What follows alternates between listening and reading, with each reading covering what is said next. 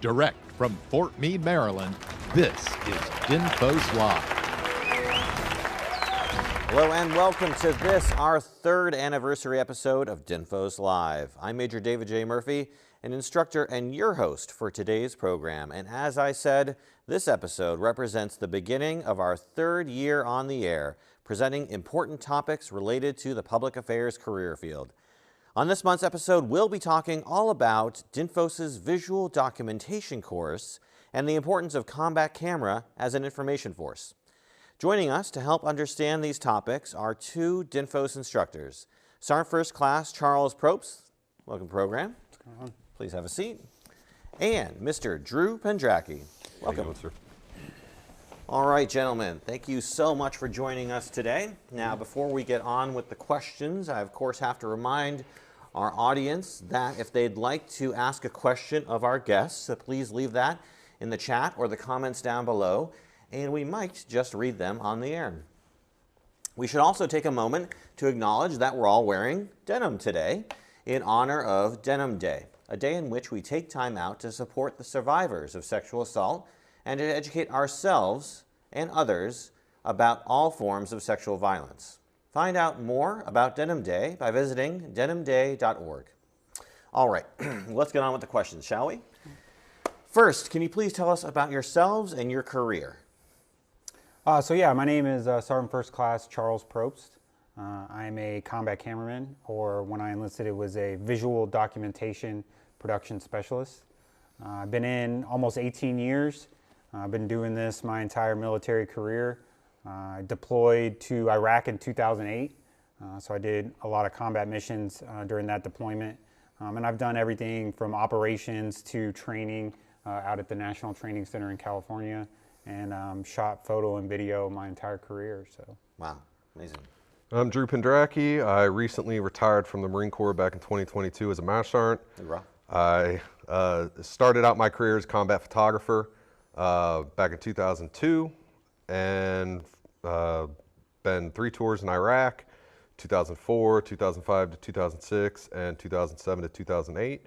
I did 1 deployment with 26 MU, and then finished out my career at the Pentagon. So I've been COMCAM VI my entire career, 20 plus years. That's great. Well, why don't we start first by establishing an understanding of what combat camera is all about, and why do we differentiate it from typical standard public affairs? Yeah, so combat camera's been around, since cameras were, invented, been in all the wars. And I think that's one of the main missions of combat camera is the historical documentation. So we use VI in a sense that we want someone on the ground to be there documenting what's going on and what's happening.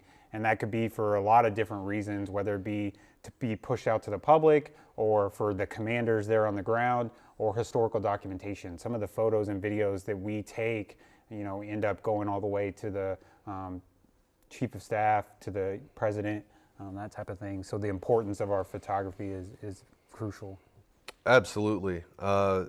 Combat camera individuals are the eyes and ears of their commander. So whatever their commander supporting whatever mission, they need to be able to get imagery that supports the commander's intent. And to do that, you got to have somebody that is trained in it. You can't just be giving a camera to anyone and expecting them to come back with imagery that hits the mark. So we have a whole career field for it, as well we should, because you don't need to be giving a camera to somebody whose main job is to put rounds down range or to operate something else. That's where we come in. So let's go into a little more detail in terms of the specific objectives of a combat camera operator versus more of a conventional public affairs professional. What are the specific objectives of those two career fields? So there is a little bit of overlap, right? So we do have very similar objectives, but there is a clear difference in combat camera's mission and what we're out there and required to do. So I believe combat cameramen focus more on the visual side of it and obtaining that imagery. And as public affairs, their main mission is more on the route of telling stories, writing stories and articles. So that's where we focus. And the people, 7 years ago, DINFOS moved to a mass communications foundation course. So all VI comes into DINFOS and takes the same basic course to get, you know, all the elements. But we have a follow-on course, VISDOC, where we focus more on the training aspect of getting them out there and being in an uncontrolled environment and taking photo and video. Absolutely, and also to combat camera's primary focus is for that commander, so internal communication, with a byproduct being things can be released to the public. Whereas public affairs primary, it's getting information out there to the public in a timely manner with a secondary effect of, okay, now that imagery can also be used as lateral, you know, communication between commanders and stuff like that. Absolutely. Can you elaborate on the specific training and requirements for our combat camera operators? What do they specifically need to be able to do?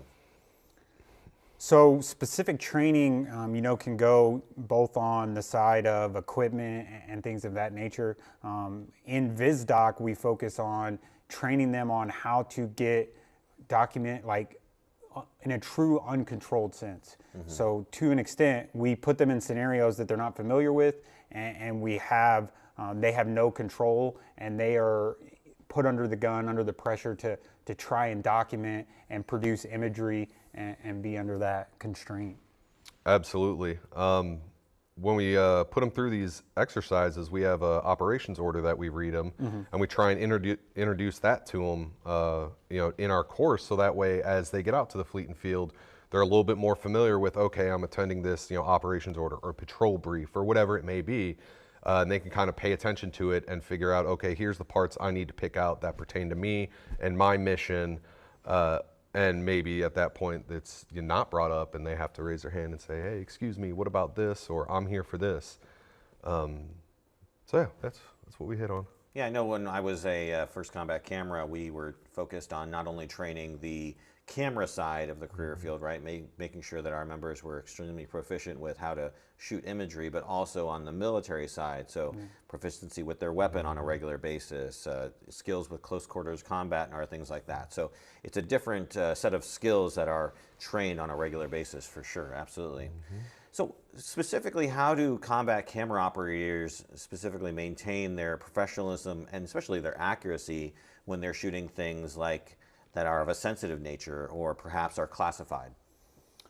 Yeah, so you know, we have doctrine and regulation that helps govern things like classification and clearances and things of that nature. So you know, our role as visual information is to capture everything. So we're focused on getting that imagery, and then later on will come, you know, someone who authorizes it to be released to the public, or if it's for a certain commander. So being able to know your job and be able to pitch that to who, you know, someone that may be like, hey, don't take pictures of this. Well, it's my job to be out here taking pictures. It's hard to voice, but, you know, elevator pitch. Yeah, the elevator pitch, absolutely. They also, one of the things we teach in our class, we hit on a little bit more, is that DoD I 5040.02, because that governs all VI operations within the DoD. So it's literally the backbone of what we all do. Right. And we introduce that to them. Good knowledge for them to know when they're going out there. You know, why are you out here? Okay, what says you need to be out here? Well, if you go back to this document, this is our mission and this is what we do, and I'm here as a part of that mission. Right. And then each of the services have their own orders as well that govern public affairs, combat camera, or just VI stuff. Yeah, I can tell you specifically from, you know, like the first combat camera side, and of course I'm sure it applies to all the services, is that, you know, if our operators are photographing something as of a classified nature, that memory card specifically gets locked away in a secure area, and that's now the classified memory card, right? Yeah. So again, we're getting a little to the nitty details, but I think it's important that those who rely on us for imagery, those operators out there, understand that we take the security of the image very seriously. Absolutely. So since we're talking a little bit about cameras, let's get into technology, right? What are some of the technological advancements that have really helped our combat camera operators able to do their job and do it very efficiently? So, you know, technology is always getting better. We see that, and once it hits the Army, hits the Marines, it's good to get your hands on new equipment that's going to help us do our job better. So, you know, when you go back and look at things that have came out and made our job better, you think of like GoPros, when GoPros came out, like that was amazing to be able to throw a camera on something and get that perspective. And now I think, you know, making that transition from DSLR to mirrorless cameras, just giving us higher quality imagery and video and the ability to do our jobs in a way that, you know, is producing, you know, industry standard video and photo. Absolutely.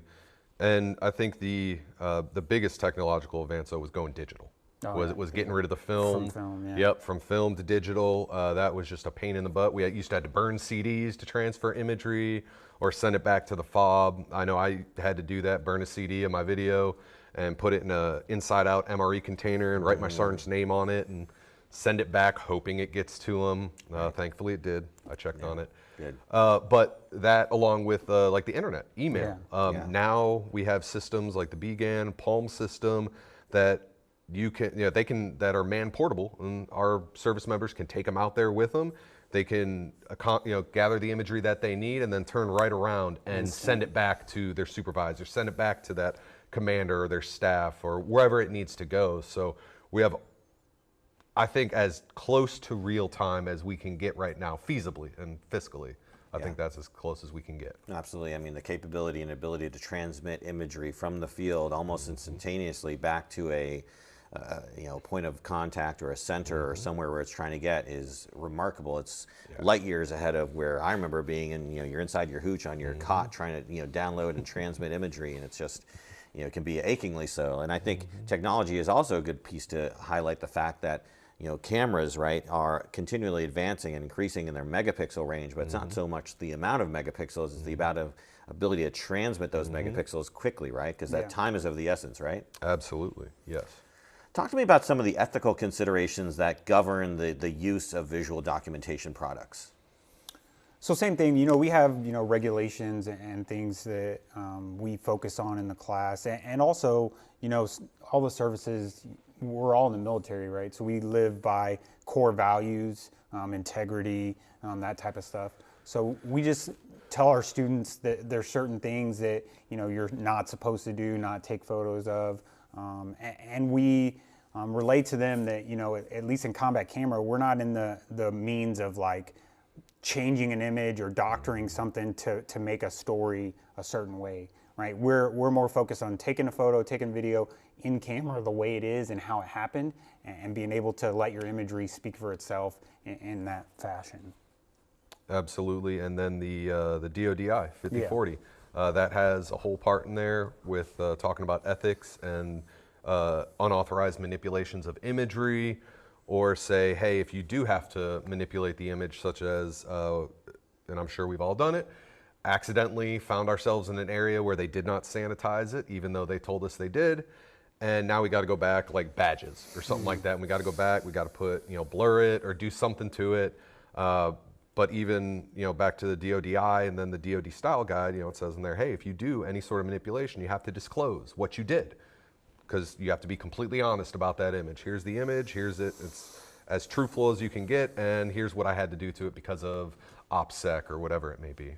Right, so they're following the same basic rules and regs that guideline and dictate every public affairs professional what they do and cannot do in the field with regard to imagery. So when we're talking about combat camera, it's not always just one person, right? Sometimes they send people out in teams to support an effort. So you can talk to me about what makes up a combat camera team, how we send those out to different areas, and what do they do when they get to those joint operations? How are they interacting with agencies that might want to utilize their services? Yeah, so it's going to vary by service. I think it is very possible for you to either be alone by yourself or in a small team, you know, photo, video, or couple. But the big thing is being able to attach to a joint environment, right? So as a combat camera team, you could be supporting any kind of service, Navy, Army, Marines, and any type of unit. I've been attached to artillery units and infantry units, striker brigades. Being able to go into that environment, and we talked about the elevator pitch, right? Being able to convey to them what your capabilities as a combat cameraman are and show them like, hey, this is what I can provide your commander. These are the type of images that I can give you. and being able to do that confidently enough and back it up and do your job. So certainly. And then I think you alluded to it at the beginning of your answer, the makeup of the teams. You could have, we try to, as much as possible, photo, video. It's just easier to get imagery when you have to focus on one or the other. However, we train, and we have hybrid students in our course that do both, and they do it very, very well.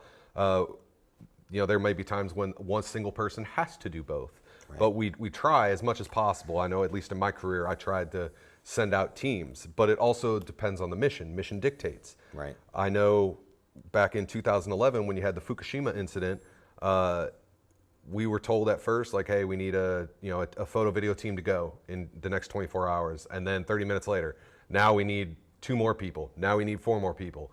And before I knew it, within 24 hours, it was me and about 10 or 12 other Marines on mainland Japan supporting that. Yeah. But that was a much larger scale operation. Absolutely. Of course, you mentioned different operations, and of course, no job is without its obstacles, right? So how do combat camera operators commonly overcome these obstacles that they might face both in the field and during operations? I think the biggest challenge for them is getting to a unit and having to repair any relationship that might have been damaged from somebody not doing their job appropriately. But really, it's just, I think the next one after that would be the elevator pitch, getting them to realize, hey, here's who I am, this is what I can do for you, this is how I'm going to do it.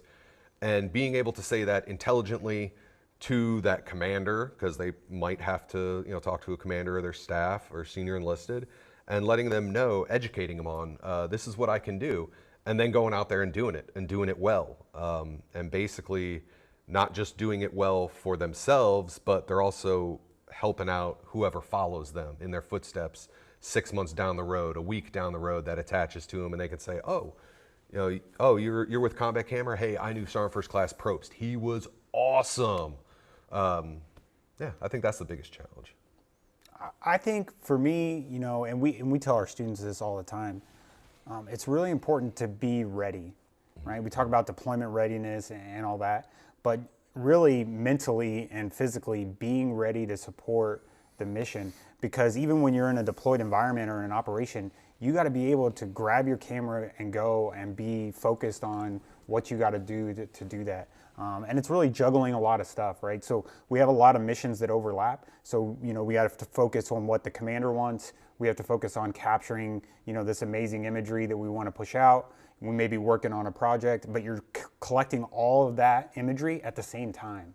So being able to focus and control all that at the same time and being able to do your job at a high level. Absolutely. Yeah, absolutely. So we talked a little about, what the combat camera operator does when they get back to their hooch or get back to their office and deal with their imagery. So talk to me about specifically the post-production considerations and editing requirements that are specific to our combat camera and visual documentation specialists. So we focus a lot in VISDOC on the limiting the amount of post-production that we do. So we teach them to get stuff in camera. So, like zoom in with your feet and less photo and video editing, because our job, in a sense, is more important to push out imagery in a fast and quick manner. So we don't want you to come back from a mission and spend 2 days editing a photo or 2 days editing a video piece together. It's more about producing short cuts or a stringer and a short amount of photos, and being able to push that out to your commander or to divids and get it out to the public as quickly as possible. And the benefit is that timeliness. Yes, the timeliness is absolutely key with that. And we focus on, hey, you guys need to get it in camera as much as possible. That's going to reduce your editing time. And it just makes things easier, because when you get back from a mission, depending on how long it is, you're tired, you're hungry, you want to shower. Imagery comes first. That's the first thing you got to do. You get back, hey, everybody else, all the grunts you were with, they just they got released and they're all going to chow. Guess what? You need to finish your imagery. And by teaching them to get it in camera, I think we're helping them out for those things where they don't have to spend as much time. Because who knows when the next mission's going to come up too. Yeah. You could sit there and think, oh, I got the rest of the evening for this. psych, you know, hey, 3 hours, we need you to go here. Pretty much. Back on mission, yeah. Yeah, I know, like in First Combat Camera, we trained to an hour standard when it came to, you know, you're back at the home unit. As soon as you're able to download, out process, get your selects, get your B-roll stringer together in that hour timeline, because it is so crucial to get imagery to leaders, and timeliness is very important, right? Time is of the essence at all times. So that was, you know, typically what we trained towards. Talk to me about some of the specialized techniques and equipment that combat camera operators typically use. So we focus a lot on the training, right? We say training, and that's both like the types of training we do and equipment that we use. We have to take this combat cameraman and put them on a level that they can attach to a special operations or a ranger battalion, or, you know, somebody who's at a higher level.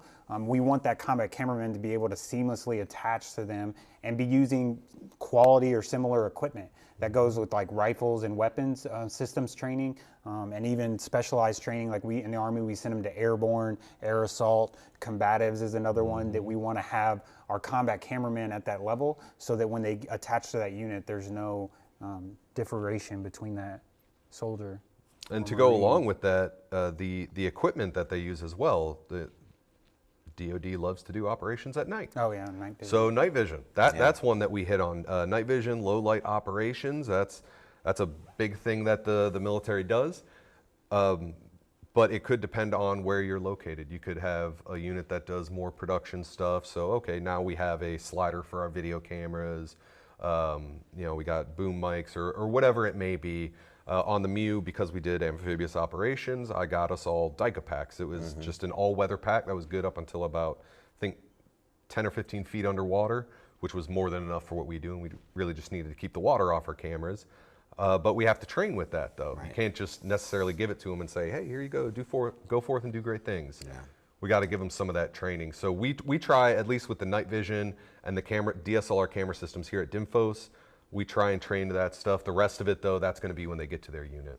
Right, absolutely. And, you know, going to that same point, at First Combat Camera, we focus not only on the visual proficiency training, you know, of course, being an expert with their cameras, but also combat training. So being able to be proficient with their weapon, being able to do close quarters combat and other things like that, again, so they can maintain that operational effectiveness and ultimately keep up with the unit they're attached to. Yeah.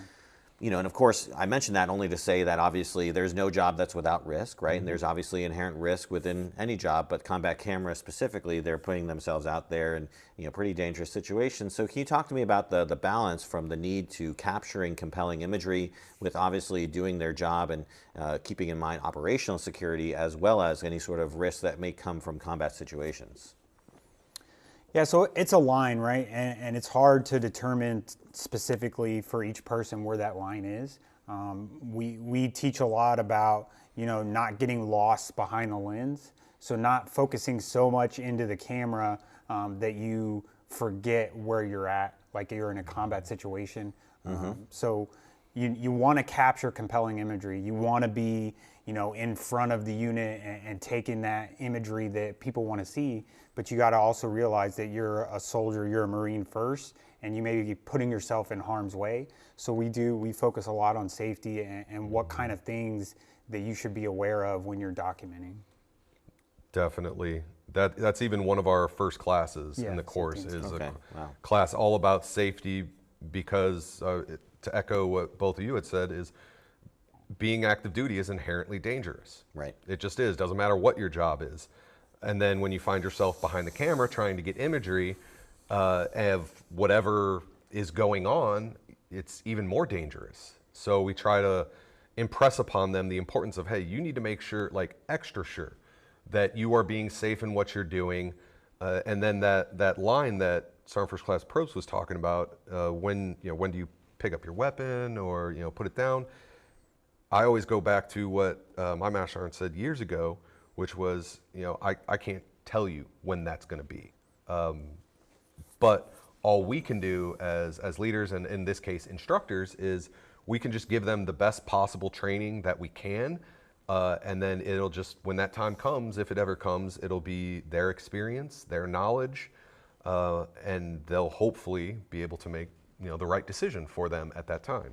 I'm glad that you emphasize safety so inherently within your course, because I think that's important not only in the operational environment but also in the training environment, right? Because it's very easy to get lost in the sauce, so to speak, with regard to how you document and not be focusing on all the different things that are going around you. So it's very important to focus on safety. 100%. They get hit with a paintball in our. Oh wow! Okay, there you go. They're not paying attention. Yes. Can you talk to me about some specific examples in which case, the work from combat camera operators has actually significantly contributed to the mission or a specific objective? So for me, in my experience, it was eye-opening to me to see how, combat cameramen work in a theater or an operational environment. So we talk about information operations. So at the top, we're pushing down to individual combat camera teams like, hey, we want photos, we want video of this so that we can use it for certain things. So me as a combat camera team in Iraq, I remember taking photos and videos specifically of Iraqi forces helping out the military or Iraqi forces being in the front and leading patrols. And on a more specific note, rebuilding Iraq. So photos of us helping them rebuild their communities, rebuild their schools and their pools and stuff like that. So that to me was highlighting that. For me personally, it was 2005 in Iraq. It was the first Iraqi election, and all VI assets in the area were basically told, hey, you're going to be getting imagery of the polling sites. I happened to be with 2nd Marine Aircraft Wing, so we were up in the air we had photo video teams going on helicopters, and they were getting aerial imagery of the polling sites. And we had whatever team we had up, the other team was back getting slates and stuff ready. That's back when we used to do slates. Getting the slates and the captions ready for that first team. And I remember coming back from my first flight, and on there on the TV was the imagery that we had just shot. Not my team specifically, but the one before us that we had helped get out. And just seeing that on there was probably the coolest thing in the world, because it's on CNN, Fox News, it's all over the place. And it's like, wow, we just did that. And now the entire world is looking at what we just did. That was probably the coolest feeling. Yeah, absolutely. I've seen instances where the imagery from troops who worked for me actually was making its way and being espoused by the president, right? And being shown as an example of, again, what's going up there and helping them make decisions at the very highest levels. Talk to me about what the visual documentation course is all about, right? We've kind of touched around it and walked around it, but what is the visual documentation course? How long is it? How do students get into it? And again, what does it provide students? And I believe we actually have some footage from some of the operators in the course, some of the students. Yeah, so VISDOC is a course at DINFOS that's usually taken after completion of the MCF course. So there is some legacy people that can still get into it, but we get a lot of Army and Marines that come from the MCF course that have requirement to have a follow-on of visual documentation.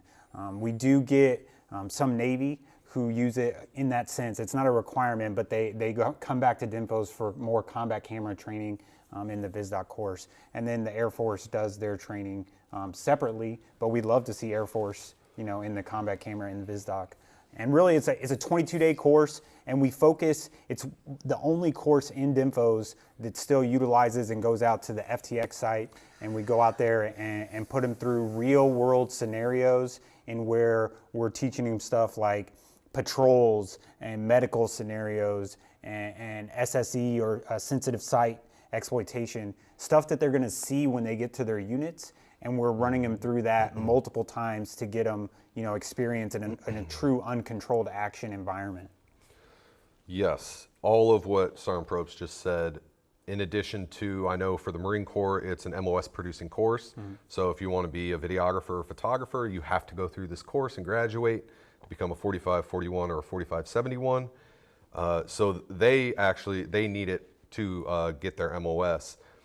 But as they're going through it, we take all these scenarios that we put them through, we're taking from real life experiences of the instructors, historical stuff, just from our experiences, things we've had to do numerous times throughout our careers, and all of it builds off it. So we start out at a baseline, just kind of getting them refamiliarized with their camera systems, because for some of them they had to wait That's the other thing. We have a pretty decent wait time for getting students into our course, and we're almost always full, max amount of students, which is great.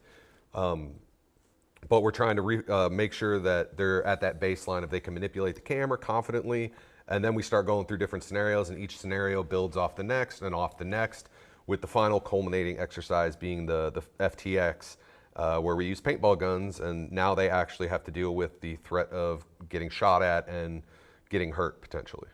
It just stings. So is that kind of the real world and sort of scenarios that you put them through, and is that kind of leading to that capstone you mentioned? Yes, absolutely 100%. And are those informed by the career field, or are those informed by your own personal experiences? So they're informed by the instructors, but we use career field experiences to determine our curriculum and help build upon those things. Like we pull straight from the DODI and regulations to produce the scenarios.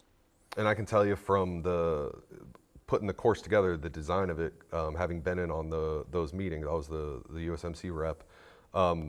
It's based off of here are the things we want them to know, and then they basically leave it up to DINFOS of how you get there is on you, but we just need to make sure that these individuals know X, Y, and Z.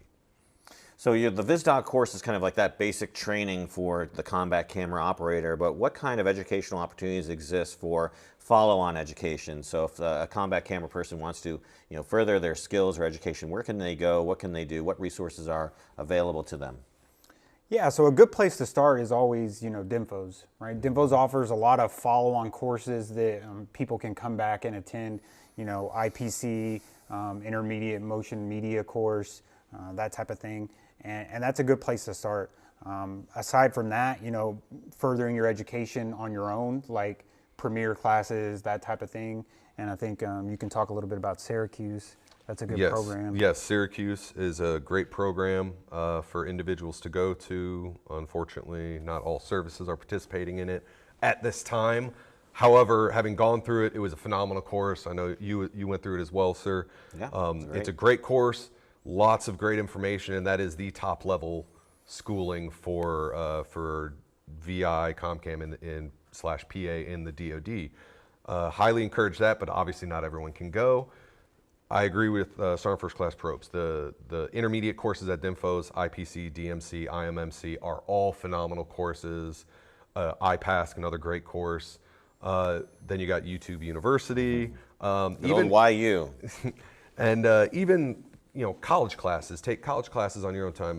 I've had numerous individuals that I've known throughout my career that were furthering their education on the civilian side, going through college universities, and just great information that they're getting, workshops. Yeah, I was just going to say. Yeah, DoD workshop just had DC right? shoot-off. DC shoot-off. Just happened. 55th has the specialist Hilda Clayton Best COMCAM. That's a great opportunity to go out there and showcase, your combat camera skills and compete against, different countries and different branches in one competition. Yep. So very cool. The first COMCAM just hosted the Scorpion Lens recently. Oh wow! Which was all about VI stuff. That was phenomenal from what I heard. One of our other instructors, Station Leger, was down there. He said it was a phenomenal training experience. It is. Yeah, all of that are available. Really, anything extra you can do is only going to help you. Yeah. Indeed. Awesome. That's good to hear. How do you instill a sense of both responsibility and commitment within these students in the 22 training days that you have them?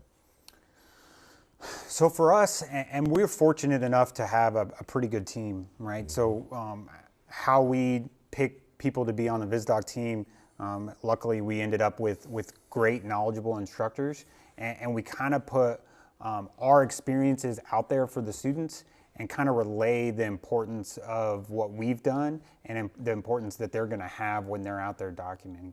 So we just use our own experiences to help drive that. Yes, we do. And it is valuable that each one of us has slightly different experiences. I think that's probably one of the most valuable things, because we can sit there and talk to them about things all day long, but if we can't break it down in a way that they can relate to, through one of our experiences or something, being able to, or sometimes show them videos. I know Sergeant First Class Probst has got this great video that he uses talking about sensitive site exploitation that he did when he was in Iraq. So it definitely helps the students, I think, realize that, hey, our instructors know what the heck they're talking about. So we'll listen. But we also impress upon them that, you know, this is an extremely important job. It is high demand, low density across the entire DoD. And so to do this job, you have to be able to do it well. We're a small community. Everyone knows each other pretty much, you know. So we try and impress upon them that you are going out there not just as the eyes and ears of that commander, but you also have your reputation with, you know, COMCAM, VI, your service. You know, are you living up to those standards as well? Are you leaving it better for, you know, the next individuals that follow behind you? Yeah, absolutely. It's very important. Well, it's been an honor having you both here. It's been great to just kind of talk shop for a bit, as always. Before we say goodbye to y'all, is there anything else you'd like to add? I just want to say, you know, I love what I do. Do what you love in your career, right? So there's no other way to put how we can do 18 years doing the same job other than, you know, we're very passionate about the career field. And being a DINFOS instructor to me is great because I get to pass that along to new combat cameramen coming into the service. So I get to share my experience and push that on. And we love seeing, you know, students come back and like what they're doing out in the field and the fleet. That makes our job that much more, you know, rewarding, is to see what they're doing. Absolutely. 100% love seeing our graduates go out there and do great things. But I think my biggest thing I want to add is I think this is just the best occupational field in the military. Yeah. You get to see and do everything at any different time. You know, you could be flying in an aircraft, you could be on, you know, in an AAV or a Bradley or something, or foot patrol. Underwater. Underwater. Next day you're back at the office working on your imagery. You just get to see and do everything. And I think that's just such a phenomenal opportunity. I know I personally would not have stayed until retirement if I was not doing this job. That's the sole reason I stayed this long. I loved it. I still love it to this day, hence why I'm an instructor here at DINFOS. But it's great. Enjoy it. Yeah, we like to say you get to vacation in every other career field, but you know, you live in yours. Exactly, right? exactly. Yeah, absolutely. Well, that's our show for this month. I want to, of course, thank our guests for stopping by and sharing their knowledge and expertise. Thank you, guests. I'd also like to thank you all for taking time to watch our program.